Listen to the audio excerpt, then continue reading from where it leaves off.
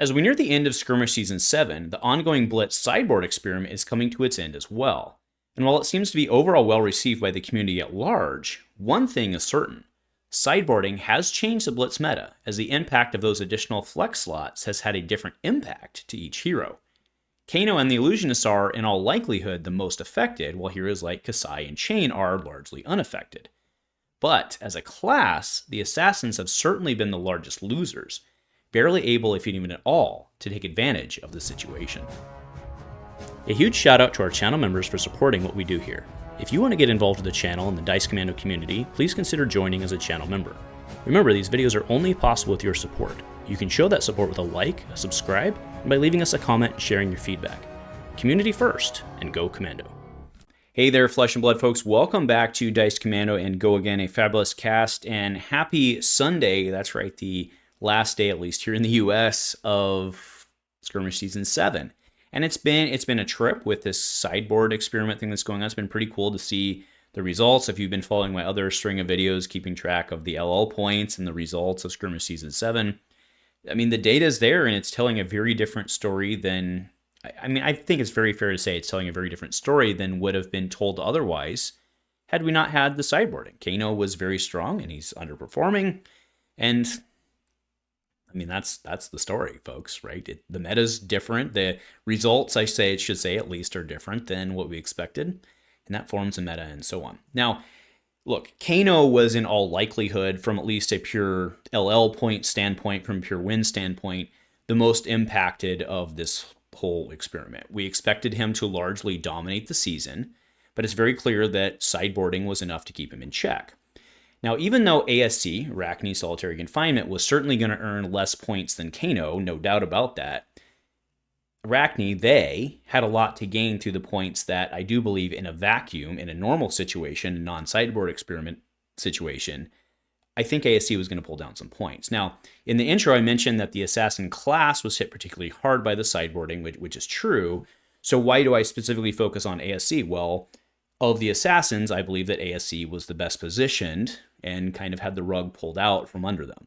ASC really only pulled down a handful of points this season. We'll see what the final tally ends up being, but it wasn't as many as I believe they could have gotten. And that's why I ultimately argue that ASC was the largest loser because, to be blunt, which is no secret to those who watch my stuff consistently, I think ASC is really awesome. And I think they're really, really, really, really strong and have some serious upside potential.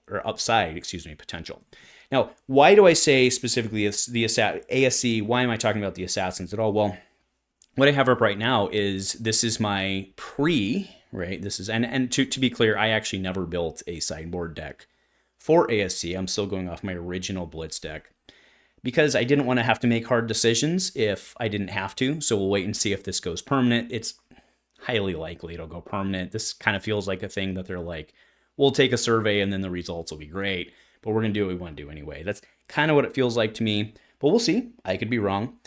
We need drone to go away before anything else, but blah, blah. As we go down the rabbit hole, what I'm showing up right now is my pre-skirmish Season 7 sideboard loadout. And let's look at that, right? So there's 11 cards, and I remember in the standard version, the non-experiment version of Blitz, we count the hero. So this would bring me to a 52 card deck, which is the standard Blitz, at least as of the moment I'm shooting this, a standard Blitz loadout. But you look at that and you're like, all right, there's 4 daggers in there. Andrew's running the lantern, which seems logical because you're two-handed. There's 5 slots there. You've got boots, and then you've got a crown, and then you've got a chest piece, and then you have the gloves, and then you have 2 pieces of null rune to round out AB3, which you absolutely need in a Kano environment. And all of a sudden, you're like, well, that's 11 cards. And that, my friends, that is the problem statement, as I see it, of the Assassin class in all of this. They don't have room in their loadout, right? So, and I mean, again, let's look at this. What are they supposed to give up in order to make room? Effective, so sure, they get 1 more card slot, to be fair, right? Because it's effectively 53 card Blitz now, with the hero not counting or counting, however you want to do it. So they get 1 extra slot, great. But you really look at that and like, what is Assassin supposed to give up here? They have to sacrifice a significant portion of what I consider to be the game plan, which is the flexibility of which dagger to bring, which absolutely matters in Flick Knives. So then the whole thing starts unraveling, right? You see that where if I want to free up slots, I have to make some hard decisions. And then if I'm not running all my daggers, do I run flick knives? And you start to see where we're going with this. So, and that's, I mean, especially with ASC, running the multi-daggers and being able to flick before a react hits the table and decrease the react, or, right, you do a go again and you flick a non-attack, you flick an Orbitoclast, or you flick a Spider's Bite, so that the next one that you actually want to hit doesn't hit, or does hit, it gets a decrease so it can hit. Anyway, you follow what I'm saying, right? You need them. And I believe you need them. And not being able to run all of that, but then you look again at the loadout and you kind of need the loadout. Unless you're just going to not run a B3, which, to be fair, with your 2 extra slots, if you want to run Oasis or something like that, you could do that. But you just don't have the room to take advantage of the sideboarding. So it's almost like, even though they, being ASC or Assassins, however you want to do that, even though they're not specifically being targeted by the sideboarding experiment, they suffer because they aren't able to take advantage of it, and it effectively puts them behind, right, collectively as a class. And, cards, when I look at what I would like to sideboard, these are 3 cards I'm showing right now: Death Touch, Virulent Touch, and Frailty Trap, that I'm currently not running in my 40-card non-sideboard ASC deck. Now, Virulent Touch, to be very clear, has been in and out. I actually swap spots with Snatch, like almost on a weekly basis. I can't decide which one's better. I really like Virulent Touch for pushing damage, but card draw is a thing, as we all well know. But you look at a card like Frailty Trap, which is just absolute, it's the Kassai killer. When I'm playing my Kassai deck, I absolutely hate to see that card hit the table. Frailty Trap would be a perfect sideboard card for Arachne, or for ASC, excuse me. Well, hell, any ninja, any ranger and or assassin, excuse me. But I just don't have the room. I haven't been able to fit it in my normal deck with what I'm trying to do. And I haven't been able to, obviously you don't have the sideboard space.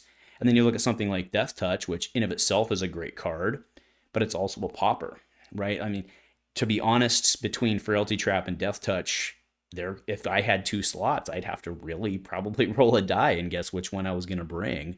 I wouldn't do that. I'd base it on the tournament. But again, you understand my point. We have great sideboard options that don't really change how the deck functionally plays all that much. In fact, that probably makes them better sideboard options.